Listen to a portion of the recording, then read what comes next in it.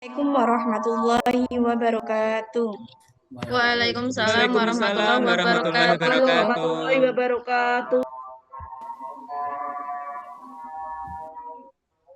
Mendengar suara saya, maaf teman-teman. Ya, terdengar Sudah, Ibu. Ibu. Ya, Bu.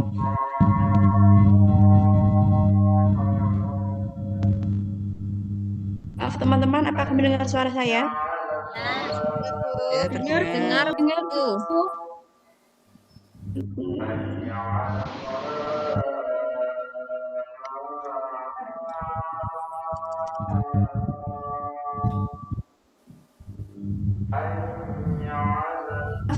Apakah mendengar suara saya?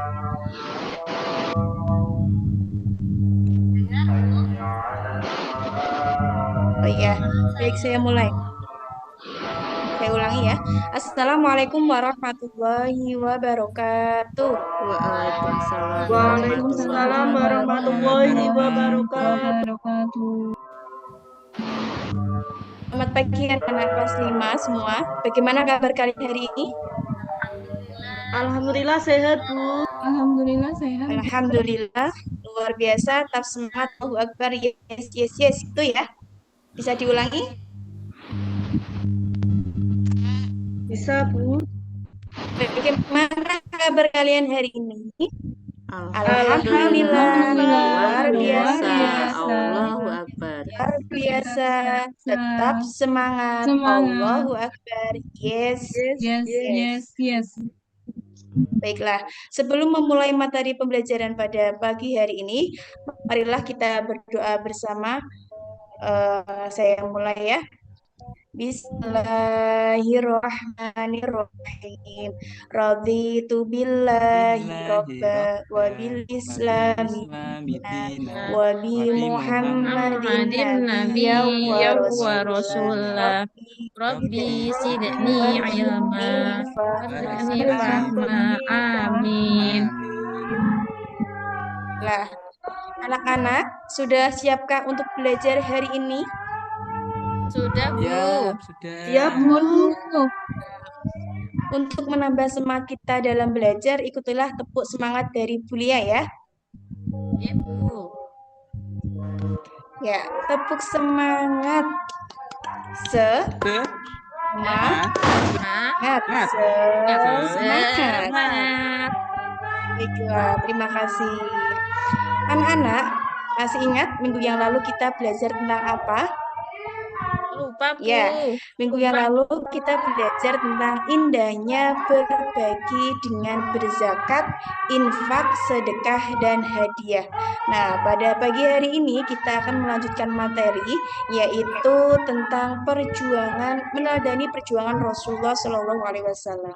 Di hari ini, ya, kita akan belajar tentang peristiwa Fathu Mekah. Adapun tujuan pembelajaran pada pagi hari ini yaitu yang pertama, peserta didik dapat menyimpulkan makna peristiwa Fathu Mekah dengan benar.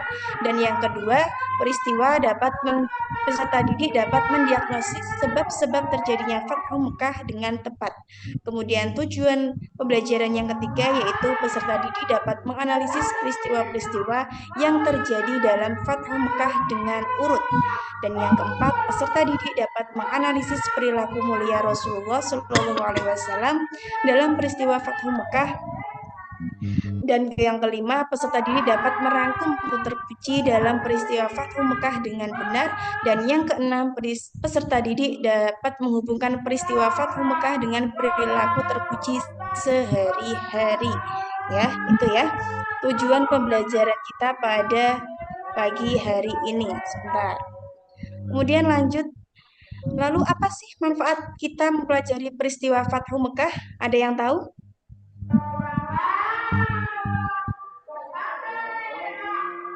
Halo?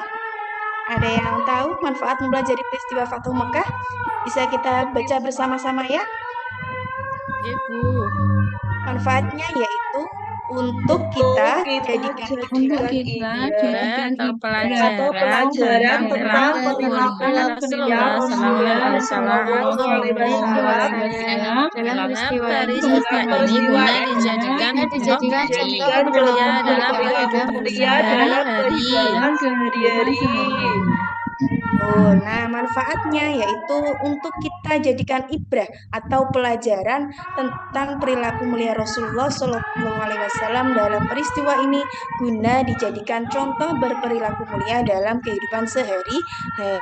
Nah, untuk lanjut ke pembahasan selanjutnya, Kuliah mau tanya terlebih dahulu, siapa sih Rasulullah itu? Coba dijawab ya, Kuliah panggil satu ya.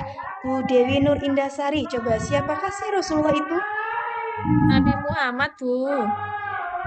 Ya, betul. Apakah Nabi Muhammad dapat dijadikan teladan dalam kehidupan sehari-hari? Sangat dapat. Ya, bisa ya, sangat dapat ya. Apa saja keteladanan dari Rasulullah yang bisa kita lakukan dalam kehidupan sehari-hari? Keteladanan. Apa? Bersyukur. Kemudian apa lagi? Jujur, Ya, Bu. betul. Jujur. Perilakunya. Lalu pernahkah kalian membaca kisah Perkataannya. keteladanan perjuangan Rasulullah? Belum pernah, Bu. Belum pernah. Ada yang belum pernah ya? Nah, Belum pernah. lihat, perhatikan gambar berikut ya. Coba yang pertama, ini ada gambar apa anak-anak? Mekah. Bu. Ka'bah. Ka'bah, Bu. Ya, betul. Yang kedua ini gambar? Orang berdoa. Orang berdoa. Doa Ya, bareng-bareng, di Bu. Arafah ya. Betul. Kemudian yang pakai baju ketiga putih. ini adalah gambar apa? Gambar onta, Jalan-jalan naik Bu. unta. Nuntun ular. Dagang, saudagar. Iya, betul. Itu adalah gambaran tentang peristiwa kafir Quraisy menanyakan perihal maksud kedatangan dari rombongan Nabi ke Mekah. Lalu utusan Rasulullah menjelaskan bahwa kedatangan mereka bukan dimaksudkan untuk penyerbuan, akan tetapi untuk umroh dan mengunjungi saudaranya di Mekah. Kemudian kembali lagi ke Madinah. Namun orang-orang kafir Quraisy ini bersikeras untuk menolak tadi. Kemudian Rasulullah mengutus Utsman bin Affan ya. Siapa Utsman bin Affan itu? Ada yang tahu? Khalifah keempat. Ketiga. Ya, Sahabat betul. Nabi. Ayo Khalifah keberapa? ketiga. Sing sugih. Nanti saiki duitnya tasih enten Arab. Aduh, ini. Kemudian Rasulullah mengutus Utsman bin Affan untuk menemui Abu Sufyan dan pemuka Quraisy lainnya untuk memberitahukan tujuan kedatangan dari mereka. Lalu Utsman bin Affan ini diperlakukan dengan baik oleh pemimpin-pemimpin Mekah, bahkan Utsman ini diperbolehkan untuk melakukan tawaf di Ka'bah. Tapi tanpa Nabi Muhammad dan para sahabatnya, Utsman menolak tawaran tersebut. Nah, kemudian para pemimpin Mekah ini tetap bersikeras tidak mengizinkan Rasulullah dan kaum muslimin untuk memasuki kota Mekah. Ya, oleh karena itu akan diadakan perundingan antara kaum muslimin dan kaum kafir Quraisy dan Nabi Muhammad ini memimpin langsung dalam delegasi kaum muslim. Sedangkan delegasi kaum Quraisy yaitu Suhail bin Amr, perundingan tersebut menghasilkan perjanjian yang dikenal dengan perjanjian Hudaybiyah ya. Oh, itu. Iya, coba tolong Pak Suyono, tolong dibaca. Apa sih isi dari perjanjian Hudaybiyah ini? Ini Bu, satu, kaum muslimin dan kaum kafir Quraisy tidak saling menyerang atau bermusuhan selama 10 tahun. Dua, kaum muslimin tidak diperkenakan memasuki kota Mekah untuk menunaikan haji dan umroh tahun ini, kecuali tahun berikutnya dan tidak boleh tinggal di Mekah lebih dari 3 hari. Selanjutnya, kaum Quraisy yang melarikan diri dari pihak Quraisy kepada Nabi Muhammad SAW supaya dikembalikan, tetapi kaum muslimin yang datang kepada kaum Quraisy tidak dikembalikan. Yang terakhir, semua kabilah Arab bebas bersekutu dan bergabung dengan kaum muslimin atau kaum Quraisy. Kabilah yang bersekutu dengan salah satu pihak merupakan bagian dari pihak tersebut. Ya, terima kasih. Nah, itulah isi perjanjian dari perjanjian Hudaybiyah ya. Ada 4 ya poinnya. Yang pertama, kaum muslimin dan kaum kafir Quraisy tidak saling menyerang atau bermusuhan selama 10 tahun. Kemudian yang kedua, kaum muslimin tidak diperkenalkan untuk memasuki kota Mekah untuk menunaikan haji dan umroh tahun ini kecuali tahun berikutnya dan tidak boleh tinggal di Mekah lebih dari 3 hari. Dan poin yang ketiga adalah kaum Quraisy yang melarikan diri dari pihak Quraisy kepada Nabi Muhammad supaya dikembalikan. Tetapi kaum muslimin yang datang kepada kaum Quraisy tidak dikembalikan. Kemudian poin yang keempat, semua kabilah Arab bebas bersekutu atau bergabung dengan kaum muslimin atau kaum Quraisy. Kabilah yang bersekutu dengan salah satu pihak merupakan dari pihak tersebut. Nah, anak-anak, dari isi perjanjian yang dianggap tidak adil bagi kaum muslim tadi membuat para sahabat ini merasa keberatan, ya. Namun Nabi Muhammad ini berhasil meyakinkan sahabatnya bahwa perjanjian tersebut sangat menguntungkan bagi kaum muslimin dan setelah 2 hari ini berada di Hudaybiyah, Nabi Muhammad dan para sahabatnya kembali ke Madinah. Kemudian, meskipun sepintas perjanjian dari Hudaybiyah ini merugikan kaum muslimin, namun secara diplomasi Nabi Muhammad memperoleh kemenangan politik melalui perjanjian tersebut, di mana karena kaum muslimin diakui eksistensinya dan Islam dan diakui sebagai agama resmi di Jazirah Arab. Dan saat itu kaum kafir Quraisy ini mengakui Madinah sebagai sebuah negara. Nah, bagaimana anak-anak sampai sini sudah paham? Apa ya? Udah, Bu. Insya Allah. Jauh, Bu. Paham ya? Ya, baik. Baru 2 tahun perjanjian Hudaybiyah dilaksanakan, kaum Quraisy telah melanggar perjanjian yang telah mereka buat. Mereka membantu Bani Bakhr menyerang Bani Khuza'ah yang telah masuk Islam sebelum mengakibatkan korban jiwa. Lalu, Bani Khuza'ah ini mengadukan hal ini kepada Rasulullah. Kemudian Rasulullah mengajukan beberapa tawaran kepada kaum kafir Quraisy. Ternyata kaum kafir Quraisy Mekah memilih untuk membatalkan perjanjian Hudaybiyah. Nah, pembatalan tersebut membuat Nabi Muhammad dan para sahabatnya mengambil keputusan penting, yaitu melakukan penyerbuan ke Mekah dan Rasulullah segera menyiapkan 10.000 orang pasukan dan mereka membela Rasulullah Shallallahu Alaihi Wasallam dan membantu Bani Khuza'ah.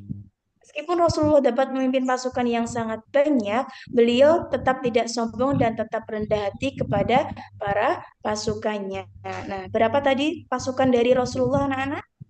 10.000. 10.000. Ya, betul, ada 10.000. Kira-kira itu banyak apa sedikit? Banyak, Bu. Banyak ya. Banyak, Bu. Ya. Betul. Parade panjang kaum muslim siap untuk melakukan Fathu Mekah atau pembebasan atas kota Mekah dari kaum kafir Quraisy. Nah, para pemimpin Mekah sama sekali tidak menduga kekuatan pasukan dari Nabi Muhammad. Kemudian Nabi Muhammad ini membagi pasukannya menjadi 3 pasukan melalui jalan yang berbeda sehingga musuh tidak bisa memperkirakan dengan tepat jumlah kaum muslimin. Nah, ketika kaum muslimin ini memasuki kota Mekah, kemudian kaum kafir Quraisy hanya bisa pasrah, ya, karena tidak mungkin melawan kekuatan sebesar itu. Setelah itu, Abu Sufyan dan para pemimpin Mekah lainnya menyerah kepada Nabi Muhammad dan setelah menguasai Mekah tanpa pertumpahan darah, lalu Nabi Muhammad ini mengampuni. Itu yang pertama, peristiwa Fathu Mekah artinya pembebasan kota Mekah dari kaum kafir Quraisy. Kemudian poin yang kedua, sebab-sebab peristiwa Fathu Mekah karena adanya pelanggaran Hudaybiyah oleh kaum Quraisy, yaitu penyerangan terhadap kaum Bani Khuza'ah oleh kaum Bani Bakhr yang dibantu oleh kaum kafir Quraisy. Dan kemudian yang ketiga, perilaku mulia Rasulullah dalam peristiwa Fathu Mekah, yaitu perilaku mulia Rasulullah. Dan anak-anak, inti dari penaklukan kota Mekah adalah puncak dari perjalanan hijrah setelah berjuang selama bertahun-tahun dan Nabi Muhammad SAW dan para sahabatnya berhasil kembali ke Mekah sebagai pemenang dan penguasai kota Mekah yang pernah mengusir mereka. Ini adalah momen penting dalam sejarah Islam, ya. Kemudian anak-anak sebagai kegiatan penutup hari ini, tuliskan di dalam kertas kalian apa yang paling anak-anak nikmati tentang pelajaran ini dan apakah kalian senang belajar hari ini dan apa saran dari kalian untuk Bulia agar pembelajaran esok lebih menyenangkan lagi. Terima kasih ada anak-anakku atas semua yang sangat luar biasa dalam pembelajaran hari ini. Terima kasih juga atas semua saran dari anak-anakku kelas 5 semua. Mari kita tutup pembelajaran hari ini dengan membaca hamdalah bersama-sama. Alhamdulillahirabbil alamin. Mohon maaf apabila ada kesalahan. Wassalamualaikum warahmatullahi wabarakatuh. Waalaikumsalam Waalaikumsalam warahmatullahi wabarakatuh.